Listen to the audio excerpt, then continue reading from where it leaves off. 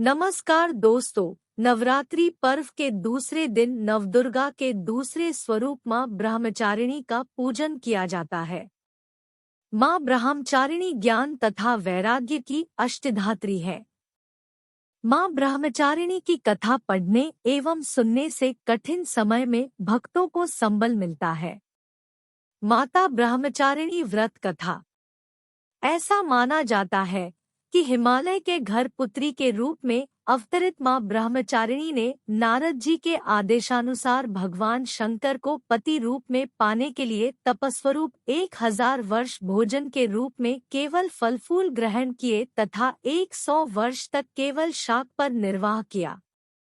मां ब्रह्मचारिणी इतने पर ही अपनी तपस्या को विराम नहीं दिया, बल्कि 3000 वर्ष तक केवल टूटे हुए बिल्व पत्र खाकर गुजारा किया। बाद में इनका त्याग कर हजारों वर्षों तक निर्जल एवं निराहार तपस्या की।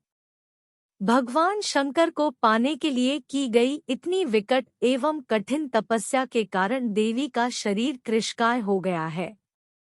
देवता, ऋषिगण इत्यादि महापुरुषों ने मां ब्रह्मचारिणी के तप की सराहना इसको अभूतपूर्व बताया।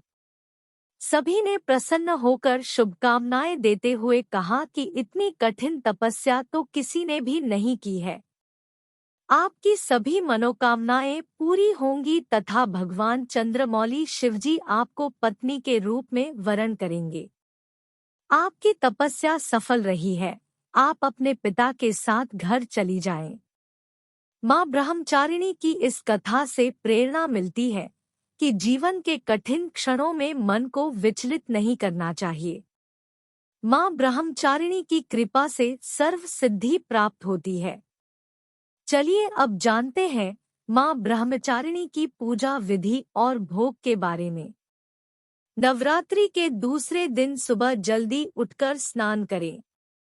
इसके बाद पूजा के लिए स्थान को साफ कर लें।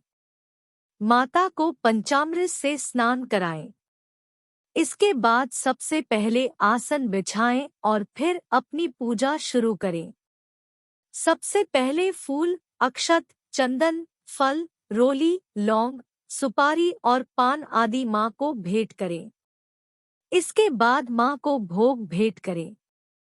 मां ब्रह्मचारिणी का पसंदीदा भोग चीनी और मिश्री है।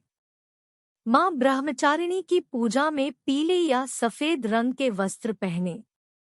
इस दिन माता ब्रह्मचारिणी के मंत्र का उच्चारण करने से मनोवांछित फल की प्राप्ति होती है।